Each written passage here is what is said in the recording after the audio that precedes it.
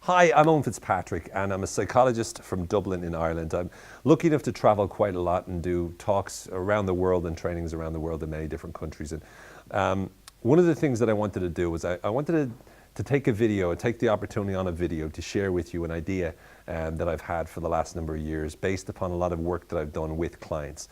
Over the years, I spent time working with more than 10,000 clients with all sorts of problems, from depression to phobias to panic attacks to stress. I've worked a lot in the corporate space with a lot of problems in corporate environment, handling, challenges with leadership, challenges in terms of change management, et cetera, et cetera. And from all the work that I've done, one of the things that I've realized is that in order for changes to last, in order for changes to happen, it's imperative that you become aware of the different stories that people tell themselves. So I just want to take this opportunity to talk about a theory or an idea or a model of stories that I've sort of understood and seen and noticed in terms of the change work that I've done. And hopefully this model is something that can help you to be able to make effective change happen with regards to the people you work with. First and foremost, when we tell stories to ourselves, we always position ourselves in some frame of that story. So typically people talk about their problems, and often people talk about their problems in two main ways. First of all, they see themselves as a victim, or second of all, they see themselves as a villain. So people who see themselves as a victim tend to tell stories whereby they're victims of the circumstances around them. So they're the victims of the government, they're the victims of the lawyers or the bankers, they're the victims of the difficult circumstances of their life, they're the victims of poverty, the victims of a terrible boss, they're the victims of a cheating girlfriend or a cheating boyfriend. And so they position themselves as victims, and because of that, they buy into this story where they're the victims. And as a victim, they expect more people to take advantage of them. And we know from psychology that confirmation bias is a particular idea that says whenever we believe something, we look for evidence to prove it's true, and we dismiss evidence to contradict it. So whenever we believe that we're a victim, we'll see that everywhere, and we'll dismiss evidence that contradicts that.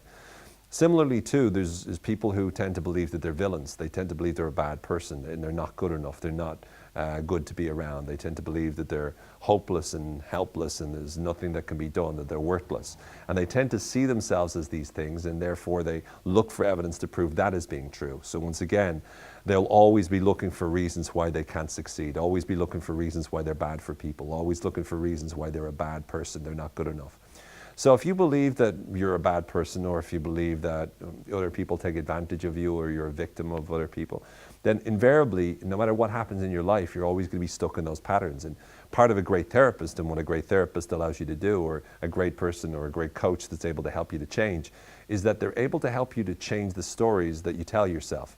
A lot of the TED Talks, for example, tend to be great examples of amazing speakers, very inspirational people that tend to have lived through an experience and changed the narrative, changed the story of how they experience life. So they've turned their entire life around by changing the way they thought about it and by changing the story of who they really were. So again, we can learn a lot from experiences like that, or like I said, from a great therapist or coach, or a lot of the great technologies out there for behavioral change. They again get us to realize that we're actually in control of our lives. And that's why there's two particular, types of stories that allow people to be able to overcome challenges. And they're the hero story and the guide story. The guide story is the story of the fact that we can learn what to do. If we study what the most successful people do, we can learn from that. So if, for example, you're not very confident, let's say you want to be more confident in terms of speaking in public.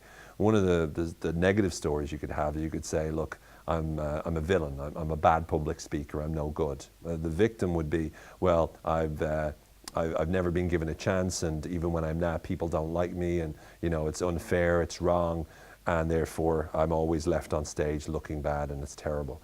So they might be the villain or the victim stories. So in order for you to change that, you need to see that you've control. You need to see that you can go out there and you can learn how to be able to become a better public speaker.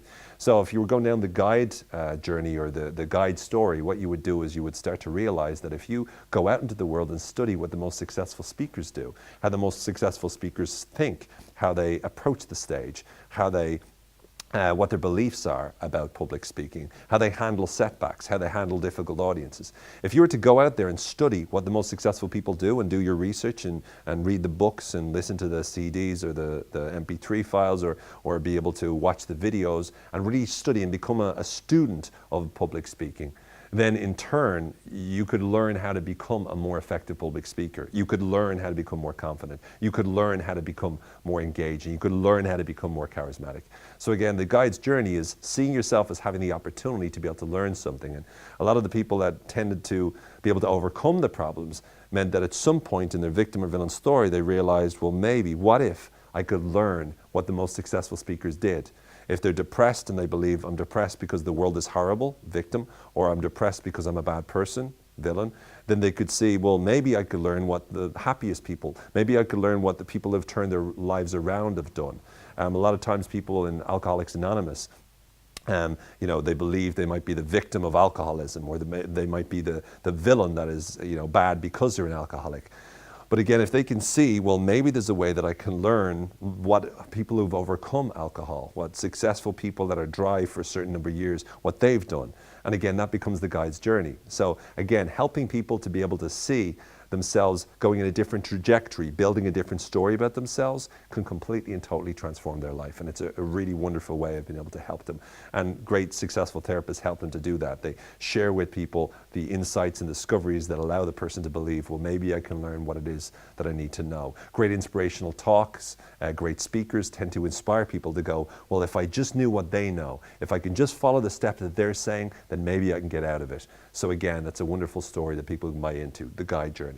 And then of course there's the hero journey. And the hero journey is different because it's not just about learning what the guide knows or being able to go and study and master a particular area.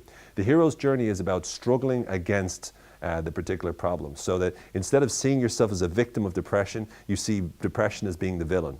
And you see yourself fighting against it, learning what you need to do, but overcoming that particular problem or that particular challenge. When you start to see yourself as the hero, you start to see yourself as struggling, but learning to take your life or your destiny in your own hands, seeing the problem itself, which was the horrible thing that you're a victim of, as being something you can overcome. It allows you to be able to overcome that particular problem, move past it, move over it, destroy it, move through it, and get to the other side. If, for example, you're a villain and you believe that you're a bad person and therefore life is unfair, or life is bad, or you make life worse, again, you can see yourself as someone who's transformed, someone who's turned into a good person, the villain who turned into a good person. Like the archetype stories of Les Miserables, where you have, at one hand you have Jean Valjean who turns from officially a criminal into a very good person. You have the policeman who is bad, but then does the right thing at the end. You have all of these different parts of that story where you've transformations happening. And if you can help a person to see that if they believe that the world's out to get them, if they believe, that alcohol's done this to them, they can beat alcohol. They can become the hero. They can overcome that particular challenge. If they believe they're a bad person from alcohol, then they can turn into a good person and make a positive difference to more people as a result. Again, what you're doing is you're helping them to see that their life can turn out differently. You're helping them to build a new story, to create a new story, to build a new story, which enables them to move into a different future. This is something I've noticed that people do anyway. And it's something that, again, from great work like The Hero's Journey, from great information I've gotten from screenwriting and studying some of the top storytellers on the planet, I've realized that true transformation tends to happen when we change the stories we tell to ourselves. So the question is, in terms of the areas of life that you're struggling in, what story are you telling to yourself? Are you the victim? Are you the villain? And if so, how can you start to change that story to start to live happy ever after? To become a hero, to become a guide, to learn everything there is to know about that field, to take and face the challenge and overcome it and become the hero. What is it that you need to do to start telling yourself a different story? Because when you tell yourself a different story, you'll create a different kind of life. You'll create a different kind of history. You'll create a different kind of legacy. And you will become a lot happier as a result. It's a simple, basic idea, but I believe it's an idea that will make a real difference to you, because I know it's made a real difference to me. And it's something that I've seen make a real difference to a lot of other people as well. I hope this is of value. For now, I'm Owen Fitzpatrick. Thanks for watching.